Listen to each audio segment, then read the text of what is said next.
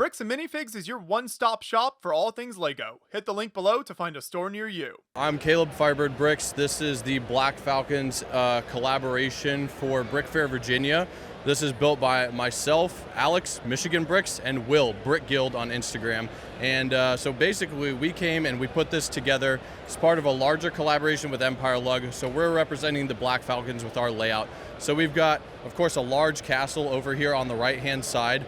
We've gone with like a cathedral style build for the keep, which I think is a little bit unconventional, but I built that and I just personally am a big fan of that type of architecture, so I decided to go that direction with things.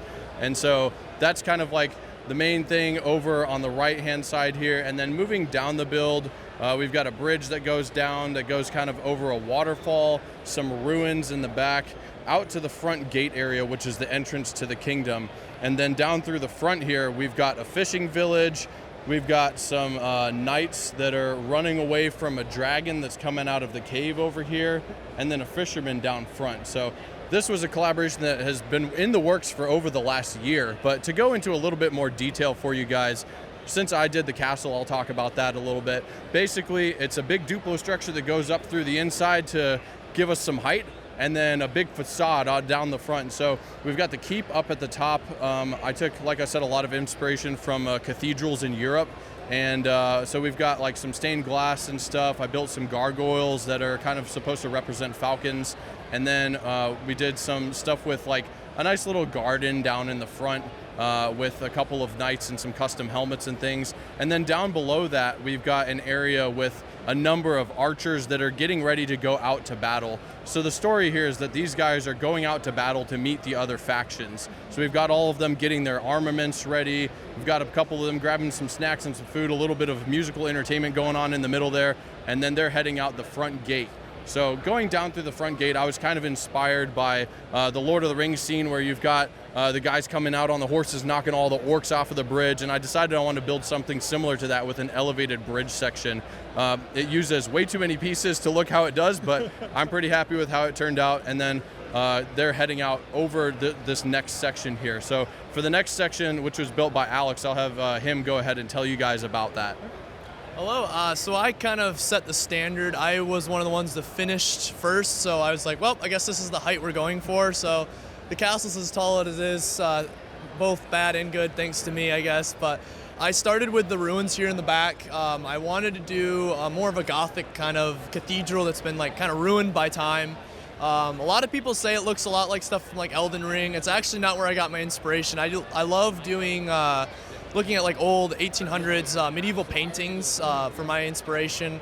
So I kind of go from there, and then once I finished that, I wanted to figure out the landscape, and I knew I wanted to have like a switchback mountain down to the houses down by the fishing village. Wanted to have them look kind of rugged and just weathered by time and by the waves and stuff. So I used some cool techniques for the roof. I used a net and had some, make it look like the roof's kind of caving in for the one house, and then just a thatched roof for the other one.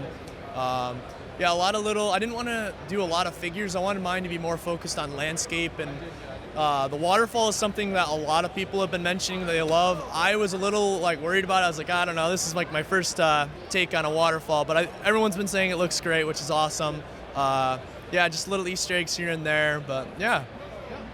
What is the story with the knights down here? So Caleb kind of alluded to it. So I wanted to have these guys as an Easter egg, and I actually had a full dragon built that they were going to fly above, but we didn't have the space for it. So I ended up sticking them in that little cave there. That's kind of where they're running out. Just too big of a dragon. They couldn't fight it. They need to go get some reinforcements. I also like the reference to some of the other LEGO medieval themes there. Yeah, yep. So we had in the very back in between where the river is, we have some wolf pack troopers kind of sliding in. You're going to do some pillaging. There's a couple other factions in here that we've teased. So our collab has the Dragon Knights, the Forestmen, and the Lion Knights. We have a Lion Knight guy trying to climb up the vine of this area, hide away from the Black Falcons. And there's a Dragon Knight getting ran over by the carriage by some guy trying to run away from the battle. And then there's a Forestman in the forest kind of scouting out. But You mentioned kind of the ruins over here. Talk a little bit more about some of the design features and some of the pieces you used to create this kind of ruined effect. Yeah, so I wanted to make it really look like it was like a throne room kind of cathedral look. So having like this hanging pillar up front was a really challenging thing to do. I wanted to make it look ruined, but also be kind of hanging over like it's going to collapse at any time. And in real time, it is kind of flexing a little. So, I mean, it's been up for a while. It hasn't collapsed yet. I think we're going to be okay, but in the near future, it probably would take out that little guy underneath. But another thing we like to do is the foliage. We wanted to kind of do limited, but also contrast the colors of the build. Very dark kind of theme with a little bit of pop with the yellow. These fern trees I built for a couple different builds before, and I had a bunch of them, so that really filled in the dead space, especially behind the castle, just to kind of allude that this build goes on forever, and just a lot more to the story. Yeah, fantastic. So we'll go to our final builder then. Hey guys, I'm Will, and I built this front area with the entrance gate. Alex had his build finished before I did, so I had reference pictures for him and knew where to line up the path, where to line up the top, and I knew that I had to make a path that goes all the way around the front corner section and up to the main section. I knew I wanted to build a wall with another tower on the in the side, and yeah, this whole thing came together in a little bit less than a month, and I got some other details in there, like little Easter eggs, like Batman on top of one of the watchtowers. I got Bart and Homer Simpson wearing the Black Falcon armor, and then I got Robin Hood chasing Philip, I think is his name, and back in the corner. And I try to have a lot of fun with this build. I like adding little Easter eggs here and there. Yeah, I really played around with color and elevation with the path and the rock work, and had a lot of fun with the foliage as well. As a whole, we tried to go with a little less detail on the castle walls, as you can see with Caleb's castle as well. And I think it worked really well. It still stands out, and it's still really cool without being overly detailed, and it just goes hand in hand with the Black Falcon faction. And I'm sure Alex mentioned we have a few of the other factions there as well, like the Lion Knight hanging off the cliffside. That was a little last minute addition here at the convention. And overall, I'm really happy with how it turned out. And this project's been in the planning stage for quite a while, so it's good to finally see it together. Absolutely. One thing I love that you guys have done here is kind of how complete this whole scene feels. So the pathway kind of comes down from the top down through the front, and you kind of see the entire section here. So yeah. Talk about some of the challenges of incorporating kind of the pathway and the rock work, because that is super parts intensive in there. Yeah, so the hardest part about that is definitely the corners of the rock work, making them match and flow well, and making the path round out nicely and naturally. It was not hard to get Alex's path lined up on both the top and the bottom, and then I could just add a bunch of freedom in the terrain up top, and I made another path just going off the back end again, implying that this thing just goes on forever. And yeah, that rock was definitely the harder part, the one in front, the taller one with the wall sitting on it, and that definitely took the longest time. And I'm really happy with how it turned out. I think that the final product looks really good, and that it's something that we can all definitely be proud of. Yeah. How did you decide to go with kind of the separate wall sections as opposed to just kind of the continuous wall across the top there? Because it does kind of make it stand out more and offset it a little bit more. Yeah, so originally I was going to do the two walls with the 4 towers, just another one of those walls on the other side. But then as I got further into the process of building it, I realized, man, I don't have the parts to actually do a second wall. So I had to take a step back and think about, okay, what other solution can I come up with? And I decided to do another little watchtower embedded into the rock on the left side, and then just continue a path down the side, because I knew Caleb and Alex both had terrain going back further, and just again implying that this is just the front end of a massive castle. And I think that it did work really well. It left more room for terrain work. It left more room to put figures and fun scenes, which is something that I really, really enjoy. And like, I'm happy with how the watchtower turned out. It was risky for me to do because it was going off of the original layout a little bit, and I'm glad it ended up working out, and I think that it did work. It's not overly done, and it's subtle, and I like it. Yeah. Great work. Thank you so much. Thank you. I want to come back over to Caleb now to go back to your castle real quick, because there is so much to look at here. So talk about kind of your overall kind of design structure with this, with the walls and the way that you incorporated the towers in there. How did that kind of come together for you?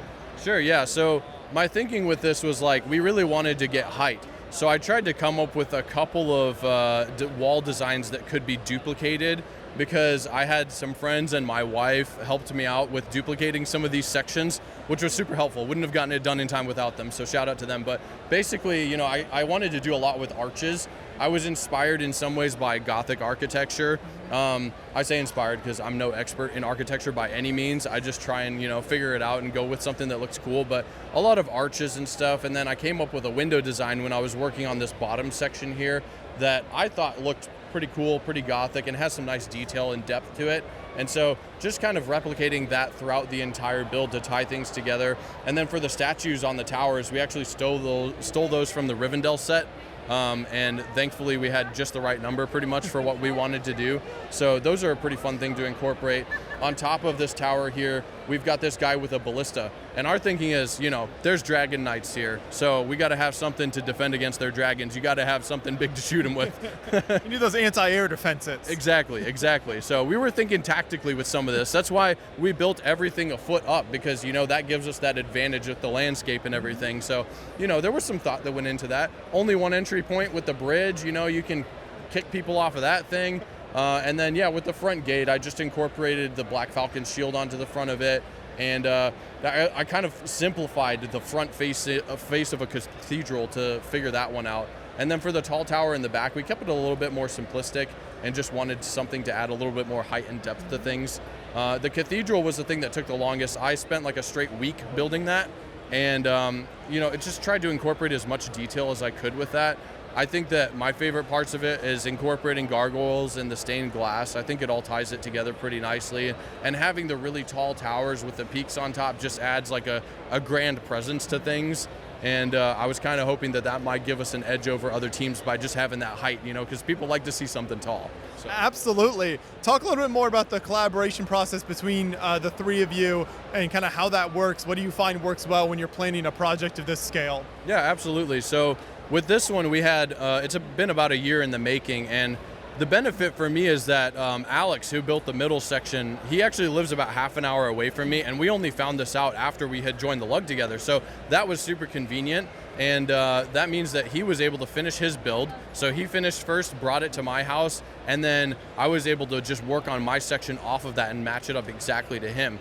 For Will, who finished the front section up, it was a little bit more difficult because he lives not too far away from here. And so we did a lot of communication and coordinating over Discord, a lot of photos shared back and forth. But to begin the planning process, we kind of sat down and thought, okay, what do we want to do? How do we want to have this so that you can look at it and see everything at once? Because composition is incredibly important when you're working on a build like this, because you don't want to have stuff that's buried in the back that people can't see. You want everything to be able to be visible to somebody who's coming to a convention and standing 6 feet away from it. So that was something we really took into consideration. And then Will is really good at drawing, so he made like this 3D sketch that we based everything off of. So we pulled some reference photos off of the internet of like art pieces and stuff that we liked and different architectural styles. And then he did this 3D drawing. We talked on Discord and kind of figured out how we wanted to lay everything out. And that's what we based it all off of. So we were using that as our reference point. But yeah, it's a lot of coordination, a lot of collaboration to get this all put together. And the finished product is incredible. So thank you so much to you and the rest of the builders here for taking us through this. It really looks amazing. I appreciate it. Yeah, thanks so much.